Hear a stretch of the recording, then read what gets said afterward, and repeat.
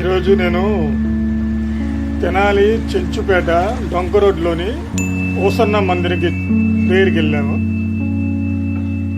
అక్కడ పాస్టర్ గారు John Wesley గారు ఉంటారు.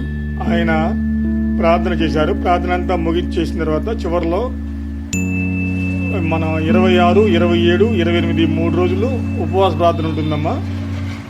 సాయంత్రం 6 గంటల నుంచి 9 గంటల వరకు ఉంటుందని చెప్పారు.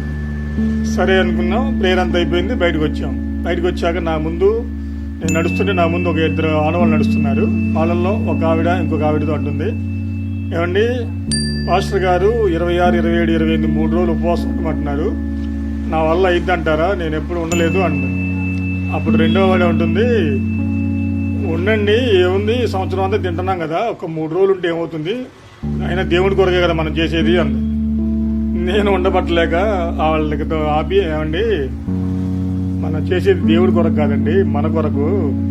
దేవుడికి అవసరం లేదండి, మన అవసరం కొరకు మనం చేసుకుంటున్నాము. మన అప్పుల కొరకు, మన బాధల కొరకు, మన సమస్యల కొరకు, మన రోగాల కొరకు, మనకుండే సమస్యల కొరకు మనం ఉపవాసం ఉండి ప్రార్థన చేయమంటున్నారండి, ఆయన కోసం కాదు.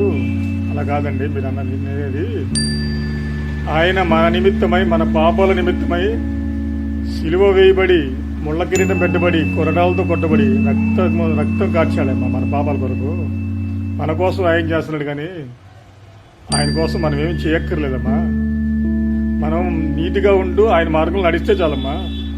ఆయన నా కోసం ఉపవాసం ఉండని అనట్లేదు, మన కోసం మనం ఉంటున్నాం, మన బాధల కోసం ఉంటున్నామమ్మా. ఇదమ్మా అని చెప్పానండి. అప్పుడు నిజమేనయ్యా అంది. నేను చెప్పింది నిజమా కాదా మీరే చెప్పండి.